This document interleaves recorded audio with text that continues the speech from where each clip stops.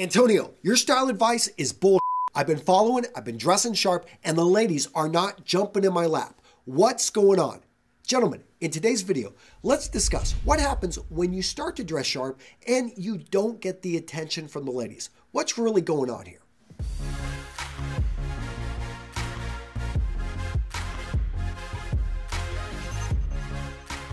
So I got an email the other day from a gentleman. He's 21. He's in Chicago. And he's saying, Antonio, I love your channel. I've learned a lot. I've implemented a lot of your tips. I'm dressing sharp and dapper.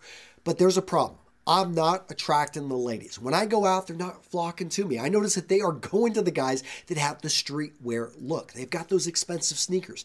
And I'm thinking, maybe should I be dressing this way to better attract girls? And so he had some other points in his email, but this was something I focused in on. In today's video, I want to give this young man 5 tips on how to dress in a manner to truly attract the people that you want to attract, whether they be women, whether it's a business deal, whether it just be positive people you want to have in your life. So the first thing I'm going to tell this young man is that you need to understand what you stand for, who you are, and what you're about, and dress in a manner that you send the message you want to send. I love streetwear. Some people think I've got an issue with it. No, I look at those guys, they inspire me, what they come up with and the way they put things together, but it's something that is its own beast. And if it defines you, and if you're like, I really like that look, go for it. You want to wear, vintage clothing, go for it. But what I don't want you to do is to wear clothing that you're not confident in. I'm going to get into this here in a later point, but first off, you've got to dress for yourself. You've got to understand who you are, what you stand for, what you want to represent, and then you're going to attract the right type of people. I don't know ideally what type of women you want, but you probably need to sit down and think about that, because if you dress in this manner and it's not who you are, it's not where your values are at, you're going to attract the wrong type of people. And so that's the first thing I would say with this gentleman. Next up, he needs to make sure he does his prep work. So this used to be something that, I don't think was as big maybe 20 or 30 years ago. But nowadays, if you're going to go out, make sure you've got a strong social profile. When you look at people, they're on Tinder or they're all these other various apps out there. They're at, OkCupid and all these various different websites, meeting people before they go out. So oftentimes, it's not necessarily meeting people for the first time. There are a lot of people hooking up or meeting with people that they've already talked with online. So understand that you're kind of going into an environment in which maybe they're just there simply waiting to meet with somebody. Also, when you go in by yourself, and when he alluded in his email, he was saying he was oftentimes going out by himself. What type of social status are you sending when you are alone and you're walking into a place? So what I would recommend is go out with friends. Definitely go out with 2 women if you can. Initially, when a man walks into a room with 2 women, what do we see? Instantly, his status goes up. You come in with 2 to 3 other guys. Not going to be as high of a status, but you still look like, hey, he's been approved of by these other people. If you're going out alone, then show up early and get to know the bartender. Get to know the people that are working at the restaurant or the club you're going to be at. That way, all of a sudden, you know people. You could even just get to know other patrons, and all of a sudden, other people are acknowledging you and in a sense are giving you social proof. Tip number 3. Confidence versus a costume. I kind of alluded to it earlier, but guys, you've got to know who you are, what you stand for, and practice dressing and sending that image. If you're putting on clothing and you're not familiar with it, you don't feel good in it, you simply aren't used to wearing it. You wonder, okay, I'm wearing this hat, but are people staring at me? Am I confident in this hat? These new shoes, this new jacket. Maybe I know a lot of guys, when they start to wear a sports jacket, it's not something they're accustomed to. Nowadays, if I'm not wearing a sports jacket when I go to an event, I almost feel naked. It's like my suit of armor. Again, you've got to find and you've got to practice wearing the pieces that give you the confidence, because they're sending the message that you know that they're sending. But guys, there's a big difference between wearing something that is, just your go-to clothing that makes you feel like $1 million and wearing something that's a costume, something that isn't what you're normally going to wear and maybe isn't sending the message you want to send.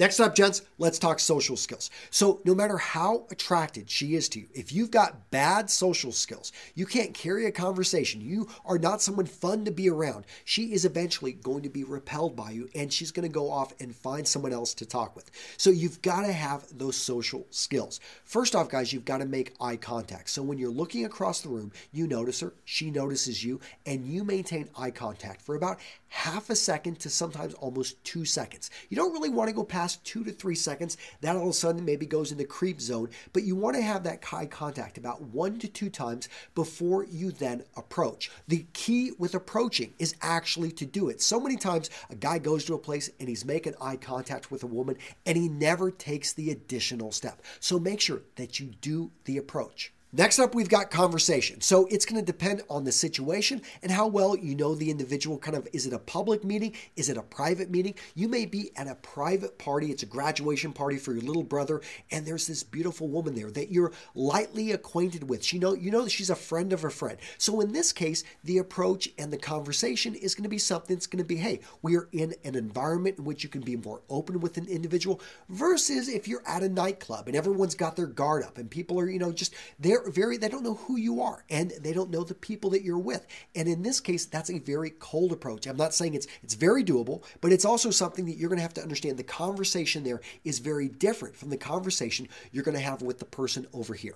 Next up, humor. You've got to have some humor. You've got to be somewhat funny. It's a great way to break the ice, and it actually shows higher levels of intelligence. Next up with social skills, we've got body language, and pay attention to your bad habits. You don't want to sink the conversation by having bad body language. So when you're listening to somebody and you go like this, do you think that you're really listening to them or you're sending the signal? No, you're sending the signal that you're closed off. When you're trying to get in closer and actually listen to them, but you turn like this and your hand goes down like this, what signal does that send to somebody that maybe you're about to strike them? Now, you're not going to. You're just trying to lean in closer, but you've now entered their personal space. They don't know you very well. You maybe have had a little bit too much to drink, and it can be an instant turnoff. So understand your body language and respecting that person's personal space. Very important. Now let's talk about physical contact. When two adults agree to touch each other, it's a very intimate moment.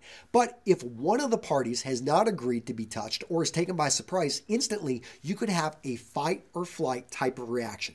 And nothing will sink a conversation faster than, if a guy's had a little bit too much to drink and he puts his hand someplace where he shouldn't, and she's not ready for it, and you may get slapped. Guys, understand that you've got to keep this in check. You've got to understand, have you been invited to touch this person? Has this person reached over and touched you first? There's a lot of things, maybe wearing a cashmere sweater, having a leather jacket, having something that has a napped surface on it. Instantly, it attracts people. They want to naturally touch it. And once they've touched you, she is now given permission to actually touch her. Now, it's something that goes back and forth. It's a reciprocity issue, and you need to be careful here, especially when you don't know the individual very well and if you've been drinking or something like that. But guys, understand that if you can master these social skills, that you will be far ahead. And if you want to learn more, guys, I'm going to link over to the Art of Charm down in the description. They've got an amazing program, amazing course, and they're just good friends of mine. I would invite you to go check out their channel.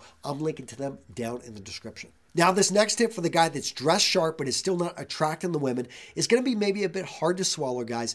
But yes, she's just not into you. You're not her type.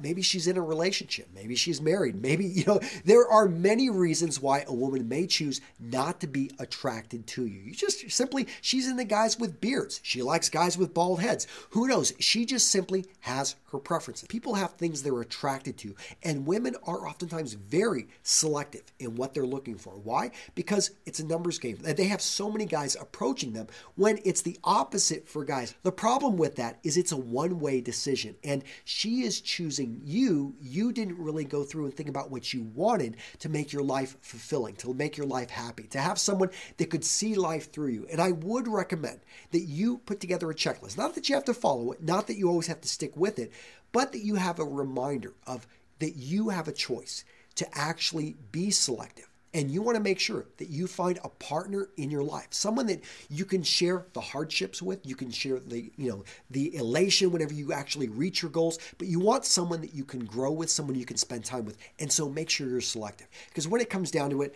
as much as I would like to think there's some type of spray out there, there's some type of, clothing that you could wear that would just have the ladies jumping in your lap, that it doesn't exist. But what does exist are men like you that are working hard to become better sons, better fathers, better husbands, better brothers. The the men that we need to make this world a better place. And guys, if you're interested, you want to meet more men, that are working on this journey, go check out Menfluential. I'm linking to it down in the description. That's my conference in Atlanta, Georgia, where you can come hang out with me, Aaron Marino, Jose over at Teaching Men's Fashion, Raphael over at the Gentleman's Gazette, Ryan Mishler over at Order of Man. Guys, we've got an amazing group of men that are going to be there to help you take your style, take your image, take your presentation, take you to the next level. Sound good, guys?